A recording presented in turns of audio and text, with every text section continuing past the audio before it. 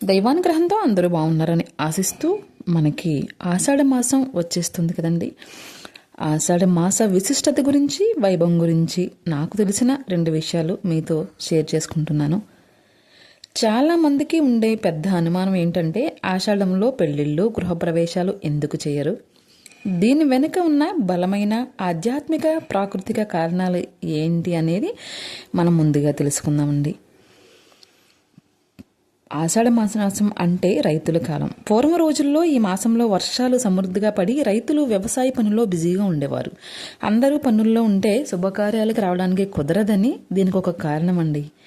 అలాగే ఆరోగ్యపరంగా కూడా కొత్తగా పెళ్ళైన దంపతులు ఈ నెలలో దూరంగా ఉంచుతారు. వర్షాకాలంలో ప్రారంభంలో వచ్చే ఇన్ఫెక్షన్ల వల్ల పుట్టబోయే పిల్లలకి అనారోగ్యమని, అందుకే ఆషాఢ మాసంలో భార్యాభర్తల్ని దూరంగా ఉంచుతారు.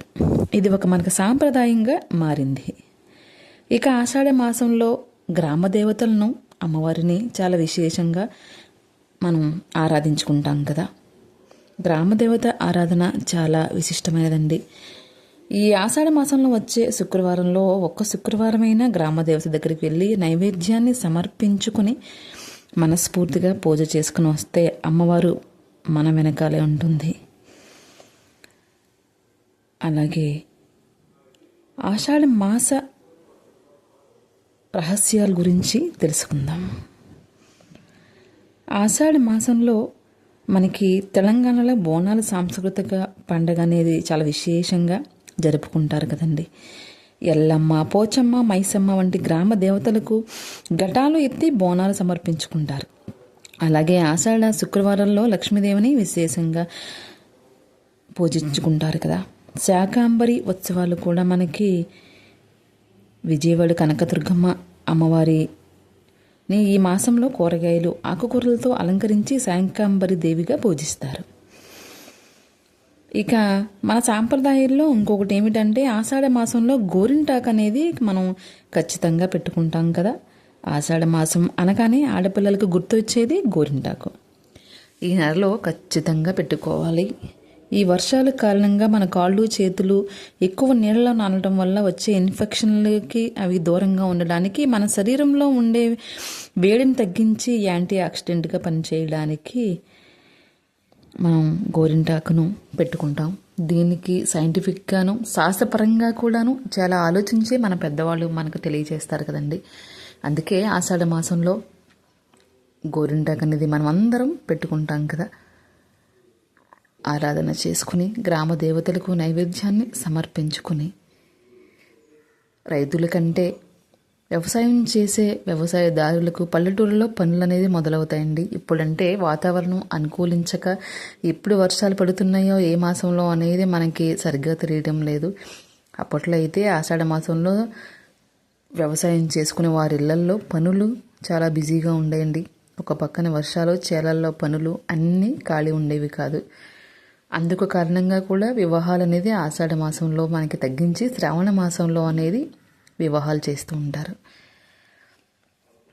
ఇంకా విశేషంగా చెప్పుకోవాలంటే ఆషాఢ మాసం గురించి అందరం కలిసి ఒక ఆదివారం రోజు పల్లెటూరులో చాలా ఆనందంగా, సంతోషంగా గడుపుతూ ఉంటారండి. అందరూ కలిసి గోరింటాకు కూడా ఒక్కరే పెట్టుకోరు.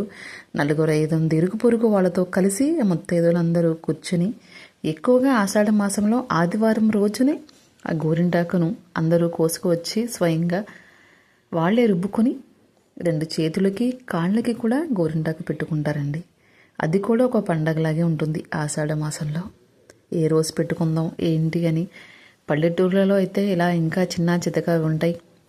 సిటీలో అయితే ఎవరి హడావుడి వాళ్ళది, గోరింటాకుని తెచ్చుకుని ఎవరి చేతికి వాళ్ళు పెట్టుకుంటారు, అంతవరకే. ఇంకా పల్లెటూరులో మాత్రం ఇలాంటి చిన్న చిన్న సాంప్రదాయాలు నడుస్తూ ఉంటాయండి. ఈ ఆషాఢ మాస విశిష్టత, అలాగే వారాహి నవరాత్రులను పూజ చేసుకుంటారు కదా మనకి. ఈ జూలై 15వ తారీఖు నుంచి వచ్చిందండి. ఈ 9 రోజులు కూడా నియమనిష్టలతో పూజ చేసుకునే వాళ్ళైతే చేసుకుంటారు. కానీ చాలా నిష్టగా ఉండాలి. అమ్మవారిని మనస్ఫూర్తిగా తెలుసుకుని నమస్కరించుకుంటానండి. అంతే. నేను ఆ నవరాత్రులు అనేది పూజలు అనేది నేను అంత నియమనిష్టలతో ఆచరించలేను. అమ్మవారి ఆరాధనే మనకి సూచిస్తుంది ఆషాఢ మాసంలో పూజించే అమ్మవారి ఇంటి ఆడపడుచు లక్ష్మీదేవులుగా భావించి పూజ చేసే ఫలితం ఉంటుంది. శ్రావణ మాసంలో అయితే ఇంటి కోడలుగా మనకి పూజలు అందుకుంటుందని మన పెద్దల నుండి వచ్చే మనం వింటున్న విషయం ఇదే. ఇలాంటి రోజున ఈ ఆషాఢ మాస విశిష్టత గురించి నాకు తెలిసిన 2 విషయాలను మీతో పంచుకుంటున్నానండి. నా భక్తి ఛానల్ని మీరందరూ ముందుకు తీసుకెళ్తున్నందుకు పేరు పేరున ధన్యవాదాలు తెలుపుతూ మరో మంచి వీడియోతో మీ ముందు ఉంటుంది జ్యోతి భక్తి వ్లాగ్స్.